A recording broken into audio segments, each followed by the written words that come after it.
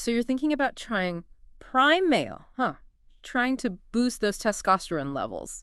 Well, hold your horses before you hit that buy now button. Let's really break this supplement down. We'll see if it's actually worth your hard-earned cash. We're going to unpack all the sciencey stuff about the ingredients, weigh out the good and the bad, and most importantly, figure out if it actually does what it says it does. That sounds like a plan. Now, when it comes to these testosterone boosters, the ingredient list is the first thing people usually check out. Primal's got a pretty long one. Anything that jumps out at you right off the bat. Well, they're definitely checking some of the right boxes, using ingredients that you often see in these types of supplements. One that caught my eye was ashwagandha. Okay, yeah, I've heard of that one. Yeah, there's been a decent amount of research on it. Some studies show it might bump up testosterone levels, like maybe even 15% in men who are a bit low. Not too shabby. But here's the thing. Prime male only has 300 milligrams. And a lot of those studies, they used way higher doses to get those kinds of results. So it's like, it's not just about having the right ingredient. It's got to be the right amount too, right? You got it. It's like, think about a recipe. A pinch of salt versus a whole tablespoon. Totally different ballgame. And that's where things get a bit tricky with prime male.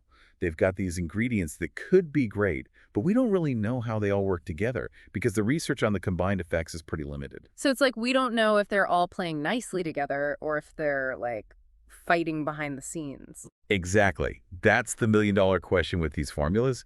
You got to think about the individual ingredients, sure, but also how they might interact for better or for worse. Another one I wanted to mention, vitamin D prime males got a whopping 4,000 IUs in it.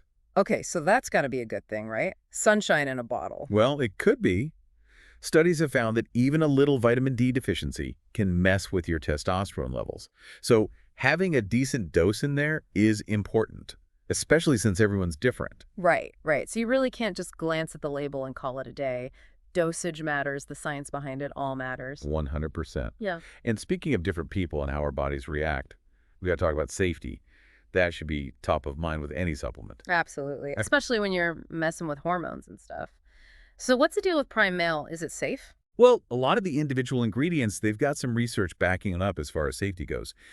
But remember what we were saying about the combined effect? The whole formula together. Yeah, kind of scary not knowing.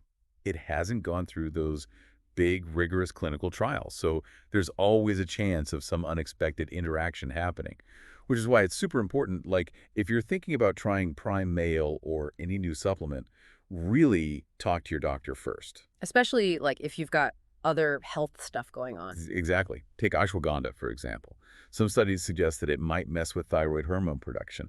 Doesn't mean everyone's going to have thyroid issues, but it's something to keep in mind, especially if you've already got a history of thyroid problems.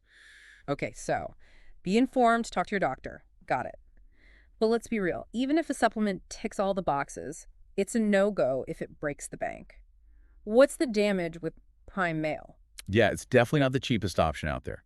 1 month's supply will set you back about $75. Ooh, that's a chunk of change. It is. And to add insult to injury, they don't even have a money-back guarantee. If you compare that to some competitors like Testosterone, they have a satisfaction guarantee, or Test Boost Max, which is really transparent with their ingredients and dosages. Those might be worth checking out, especially if budget's a concern. So we've talked about what's in it, if it's safe, how much it'll cost you, but who's prime male actually for? That's the million-dollar question, right? Easy to get caught up in all the hype. Yeah. But we got to remember, prime male isn't some magic solution for every guy out there. Yeah, it's not like pop a pill and all your problems are gone. Not even close. Fine. Looks like they're aiming for men over 30, the guys who are really feeling those low testosterone symptoms. We're talking that constant fatigue, like, man, I can't shake this tiredness even after a full night's sleep. Right. And it's not just being tired, it's low sex drive maybe, having a hard time putting on muscle even though you're working out. Exactly. But here's the catch, and it's a big one. Just because you've got those symptoms doesn't automatically mean you've got low testosterone. So you could be feeling run down and thinking, oh, it's got to be low T. Could be. There could be other things going on. That's why, and I can't stress this enough, if you're thinking about prime male, the very first thing you do is talk to your doctor. Bingo. Get yourself tested. Actually confirm those low T levels before you even think about adding prime male to your shopping cart. Because if your testosterone is actually fine, prime male's not going to be some miracle cure, right? Like taking cough syrup for a headache. Not going to fix the real problem. So we've covered who might actually benefit.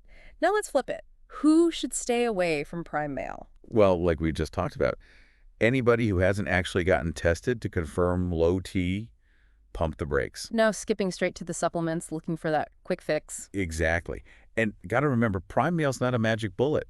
If you're not willing to, like, actually make some changes in your life, sleep, stress, exercise, it's probably not going to make a big difference. So it's more about a whole health thing, not just relying on a pill. Right on. Think of it this way. If you're burning the candle at both ends, not sleeping enough, living on junk food, Prime Mail can't outrun all that. Like trying to outrun a bad diet with a multivitamin. Not happening. Exactly. And speaking of multivitamins, that brings me to another group that might want to think twice. Guys who already take a good multivitamin. Oh yeah, good point. Prime Mail does have vitamins and minerals in it. But if you're already getting those from a multivitamin, you're basically doubling up. Exactly. And probably spending way more than you need to.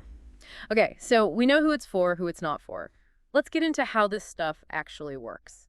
Is it like testosterone replacement therapy? Good question. Important to know the difference. Prime Mail isn't directly putting more testosterone into your body. It's trying to help your body make more testosterone naturally, like giving your system a little nudge. Okay, now you've got me curious. How's it do that? What's an example? Sure. One way is by messing with this thing called luteinizing hormone, LH for short. LH. I've heard that before. It's like part of that whole hormone cascade thing, right? Nailed it. So LH is a messenger hormone. Your brain makes it. It's super important for controlling how much testosterone your body makes. Basically, LH sends a signal from the brain to your, the boys downstairs.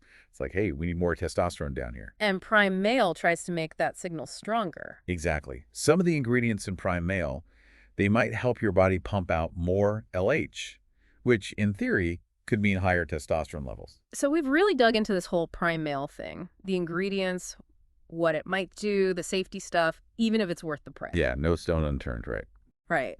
But before we wrap up, there's something that's been kind of bugging me. Oh, I know. What's that? Well, it's easy to get caught up in that whole magic pill idea. Yeah. Like there's this quick fix for everything. But hormones, that's complicated stuff. It's probably not that easy, right? You're absolutely right. Prime Mail, maybe it's one piece of the puzzle, but it's definitely not the whole picture. It's like thinking you can just eat junk food all day long and erase it with a multivitamin. Exactly. Doesn't work that way. For someone who's really dealing with low T, they got to think bigger than just supplements. So you're saying they've got to tackle those lifestyle things we talked about? Absolutely. Getting enough sleep, Yeah. figuring out ways to manage stress, maybe meditation, yoga, something like that. And of course, got to move that body. Exercise is key. Oh, and we can't forget about food. What you eat plays a huge role in keeping those hormones happy. Huge. A balanced diet with lots of good stuff. Fruits, veggies, lean proteins, healthy fats that can make a world of difference. So it's about working with your body, not just trying to force it with a pill. 100%. It's about realizing that real health, it's more than just one thing. It's physical, it's mental, it's even emotional. Prime Mail, maybe it has its place, but it's just one tool. The most important thing is to be informed, be proactive, make choices that are right for your body and your goals. Couldn't have said it better myself. Well, there you have it, our deep dive into Prime Mail. We've given you a lot to think about. Now it's your turn. Take this info, make the best choices for your own health journey. Until next time.